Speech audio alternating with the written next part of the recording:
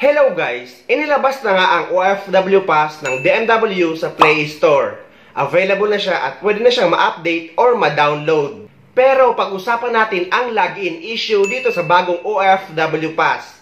Dahil isa ang sinasabi ng mga OFW na error, invalid username, record not found, invalid password. In short guys, ay hindi makapag-login. Kaya sinubukan ko mag-login para magawa ng video tutorial. Noong una ay nakapasok ako at hinihingi or pinaparegister ang number ko using two-step authentication. Pero hindi ko guys napagpatuloy dahil busy ako kanina sa trabaho. Pero nung pangalawang attempt ko na, eto na yung lumalabas, invalid username or password. Kaya ang ginawa ko guys ay ina-install ko yung app at in-install ko ulit. At yung pag-login ko ay ganun pa rin ang lumalabas. Pero tama naman yung password at email address na ginagamit ko sa aking PopsBam account at yun ang nilalagin ko sa DMW mobile app. Pero wala pa rin. Invalid username at password ang lumalabas. So ang ginawa ko ay nag-login ako sa aking PopsBam account sa onlineservices.dmw.gov.ph. Pero andun pa din naman yung OOC exemption ko na na-acquire ko sa DMW mobile app nung ginawan ko ito ng video tutorial.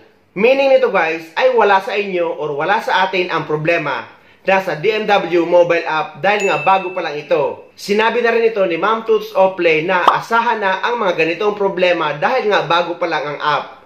So wag na kayo ma-stress guys dahil nga sa September pa naman ang full implementation ng OFW Pass. So may 2 buwan pa tayo para ma-familiarize ang paggamit ng app na ito. So sa mga uuwi ngayong month ng July para magbakasyon at babalik sa ibang bansa hanggang katapusan ng August, ay pwede pa rin kayo mag-acquire ng OOC exemption sa website ng PopsBam. Dahil guys, sa September pa nga ang full implementation ng OFW Pass. At pwede pa rin makakuha ng OEC sa mismong opisina ng POA yung mga OFW na may mga dalang Polo verified contract na galing sa visit visa na naging employment visa, yung mga nag-change employer at yung mga nag-change job site at yung may mga any employment changes. Pwede pa rin kayo makakuha ng OEC sa mismong opisina ng POA. Ang magiging kagandahan kapag full implemented na ang OFW Pass ay hindi na kailangan pa pumunta sa opisina ng POA kahit yung mga OFW na galing sa visit visa, nag-change employer, nag-change job site at yung may mga any employment changes na may dalang Polo verified contract. Dahil upon verification sa Polo ay may papasok na nila ang record nyo sa database nila na konektado sa DMW. At after 24 hours pagkatapos mo makapag-verify ng kontrata, ay pwede ka na makapag-avail or makapag-apply ng OFW Pass gamit ang DMW mobile app. So, ang tanong ng karamihang OFW, ibig sabihin daw ba ay kailangan magpa-verify ng lahat ng OFW sa buong mundo para mapasok ang record nila sa OFW Pass? Ang tingin ko guys ay hindi na dahil ang hinihingi sa DMW mobile app kapag maglalagin tayo is yung e-registration email address at password natin. Meaning guys, yung existing record natin sa PopsBam ang gagamitin sa DMW mobile app para makakuha ng OFW Pass. Dahil nga yung DMW mobile app is yung dating website ng PopsBam na ginawa lang mobile app. So, sino-sino lang ba ang dapat magpa-verify ng panibagong kontrata? Actually guys, dati lang din naman. Yung mga OFW na galing sa visit visa na naging employment visa. Yung mga nag-change employer, nag-change job site at yung may mga any employment changes. For example, nag-change position at tumaas ang salary. Yung nag-change company name kahit pareho pa rin ang owner. At yung iba guys, yung mga nag-change ng marital status, especially sa mga babae na nag-change ng apelyido.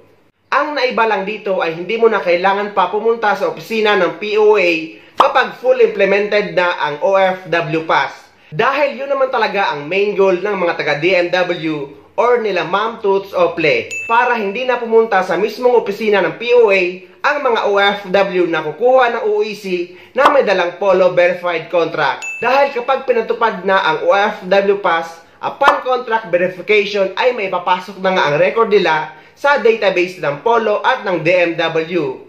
And after that, pwede na sila makapag-avail ng multiple availment ng OFW Pass. Meaning ng multiple availment na binabanggit ni Sir Hans Kakdak ay parang exemption na lang.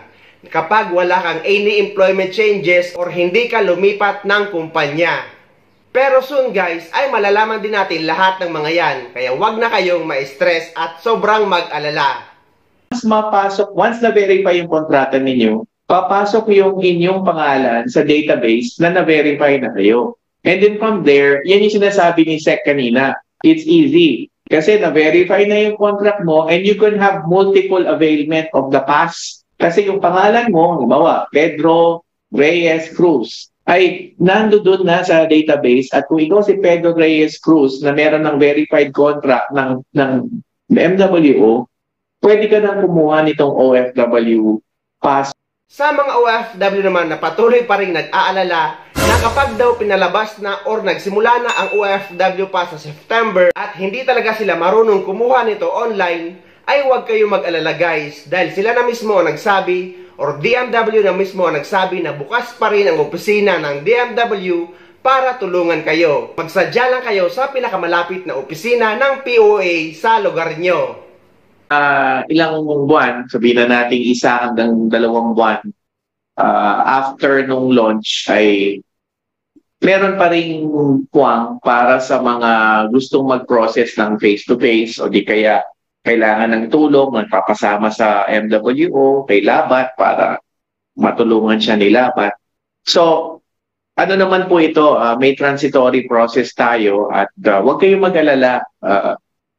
Alam mo po natin, sa DMW, responsibilidad naming pulsuhan ang inyong hinaing at kilalanin kung sino kayo. At kilala po namin na meron talagang mga OFWs na kailangan pa talaga ng hand-holding sa digitalization processes, itong digitalization age. So, the short answer is, tutulungan pa rin mo namin kayo. Bukas na bukas pa rin mo, tahanan po ninyo ang DMW, kaya bukas na bukas pa rin ho para sa inyo na humingi ng tulong at matulungan po namin. So ayun guys, sana may nakuha kayong idea at sana nakatulong ang video na ito sa inyo.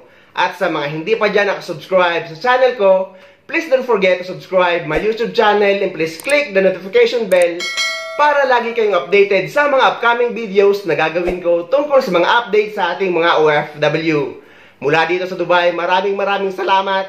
See you next time.